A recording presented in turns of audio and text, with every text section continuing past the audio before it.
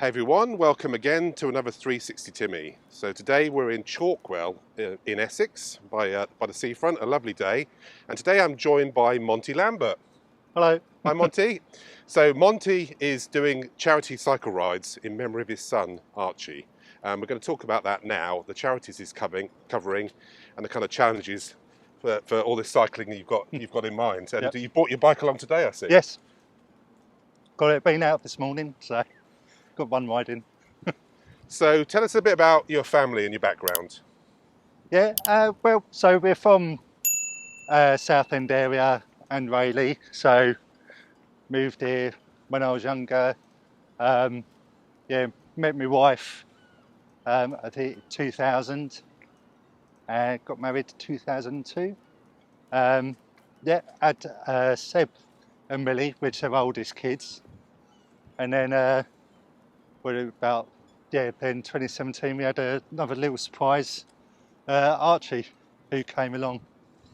So yeah, it kind of went from there. Been doing family life and everything. We I think just after lockdown, Archie had glandular fever, and we'd got into hospital because he'd kind of paralysed his face, and because he'd kind of paralysed both sides, Southend Hospital had referred us to Great Ormond Street. So we kind of been up to Great Ormond Street a lot, and then we was meant to be having an MRI, but obviously with lockdown and he'd had a cold and everything, that didn't happen until November. That was November 2020. So, and that's when they found a lesion on his brain. Oh. So obviously at that time we didn't know, or they didn't know what it was. So we kind of left it for a month or so because he didn't have any kind of symptoms at this point. He was kind of fine and happy.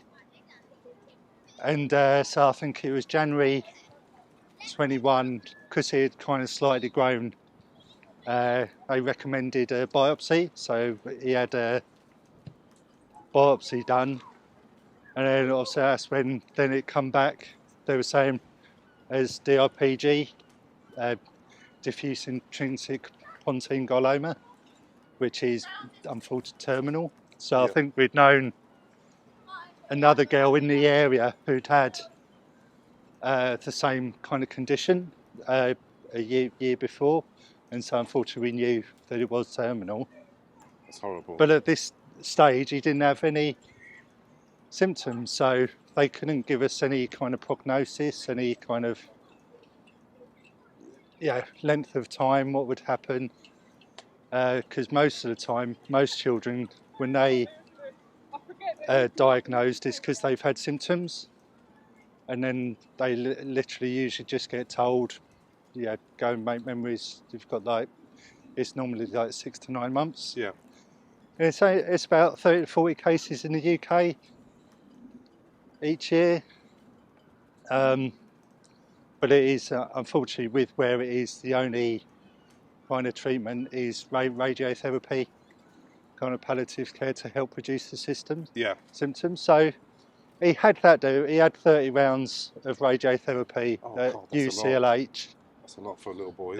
But he on the I know on the wards he used to come out because he had to have general anaesthetic every day. For it, so he don't move about. But he used to be then up, and he used to be running up and down the corridors. And so quite a spirit. Yes, very lively. But I think, and he had gone through that. I think we then had to wait about a couple of months because it's still working after a while. And they come back. We'd had an MRI, and they actually had no trace of the tumour, but as far as an MRI could tell.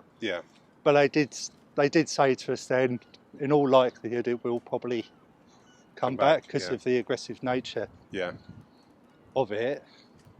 But I think we kind of hoped in one way, and so it then started school later that year. So this was in 21. So he was about 5 at this time. Yeah. Yeah. So in September he started school, and we kind of carried on, really.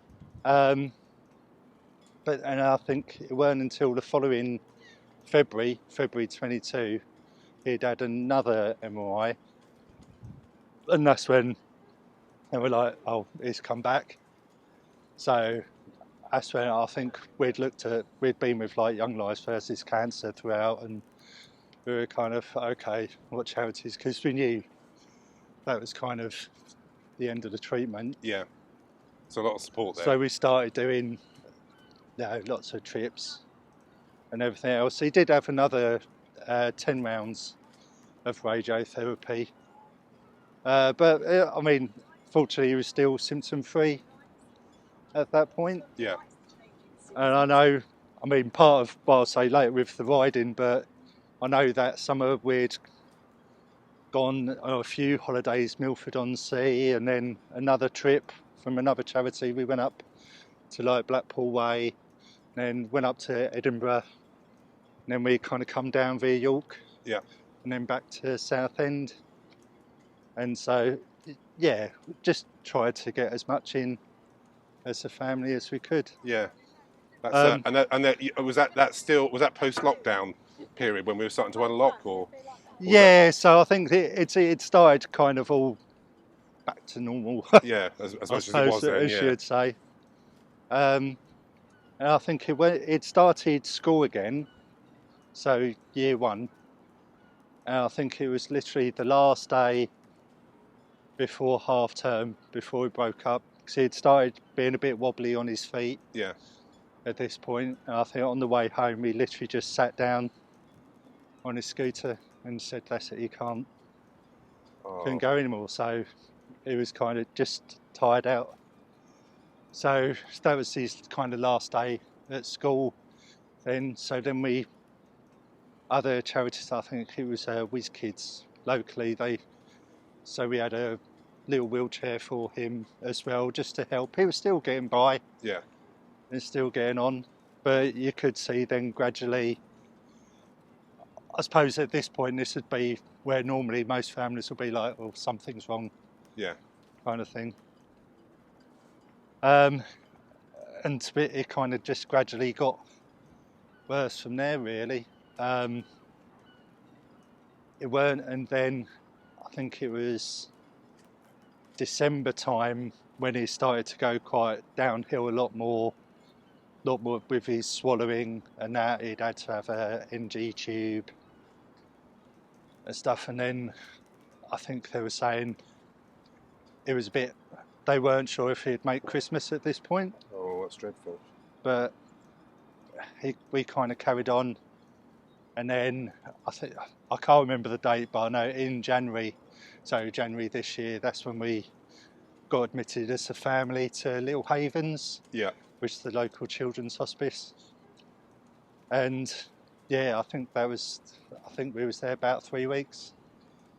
And just, I can't over say what they did, but yeah, we could just spend time together as a family. Yeah, they do amazing work, don't they, hospices? Yeah. And yeah, so we all stayed there until he passed away. I'm so sorry. Really? I'm so sorry. I can't even imagine what you're going through as well. But of course, this is how you take his memory and his life spirit, and the next, Yeah, I think I'd put literally with him. I'd promised just to try and do the best. Yeah. That I could for him, and to help. I'd always kind of said, me and my wife, that try and help pay back the charities. Yeah. That gave you all your support. That gave us the support along the way. Because a lot of them as well, they've been set up from families who've gone through similar things. So a lot of them, where they've raised money for, say, trials, or that in the US, and where they've not happened or not had any success, they've used that money to then try and help other families. And Absolutely. Do you want to just talk through the chat? So you've got a GoFundMe page. Yep. For your cycle in April. Yep. And there's several charities in there, which I think you said is actually sometimes an issue when you do these London to Brighton kind of things. That they're expecting one charity, but you want to represent. Yeah, because many. I'd looked at ones like you say, the London, Paris, and everything else, but it's just the one charity. So I thought, was trying to think of rides, kind of something would be relevant. So I thought of the last trip. Yeah. One of the last trips we had, down from Edinburgh, down Southend, and it's downhill. Hopefully. Yeah. That was on a bike that when the family, that was in a car. No, wasn't it? In the car. Yeah. It's all downhill. I like that. Yeah. But yeah, so that's about 480 miles. Wow. That's going to be 7 days, and one of my friends has kindly offered to help in his camper van. Support vehicle. Yeah. Yeah. And what other charities you're representing? Right. So we've got, I suppose, go from the order they help really. So Young Lives versus Cancer. So yeah, they'd been helped from the start, just practical help as well. And everything we'd had Little Havens, which was the hospice. THHN, Torbay Holiday Helpers Network. So that was one of the trips we'd had. Unbeatable EVA. So I know that's where their daughter had passed away from DIPG, but they do like big toy bundles and everything for children. So I was everything for the kids. Well, the Make-A-Wish UK. So that was another trip we had in Kent to Port Limp Zoo. Oh yeah, it's just near me. That. Yeah, brilliant. That was. What else is there?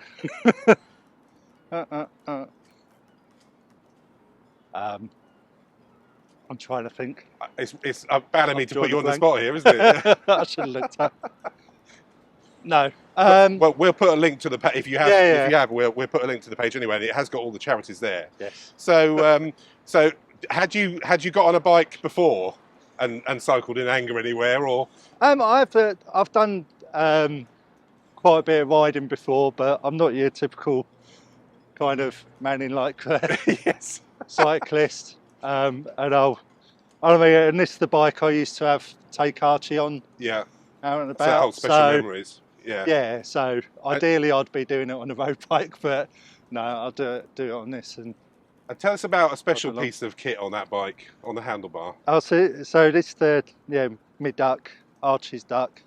So when I used to take him about, I just bought a little duck just for him to squeeze and play about on. And I don't know, when I'd started back in kind of February, I started going out on rides and like done a few little posts. And I just thought I'd just been going out with Archie's duck on it, and it just kind of stuck. Yeah.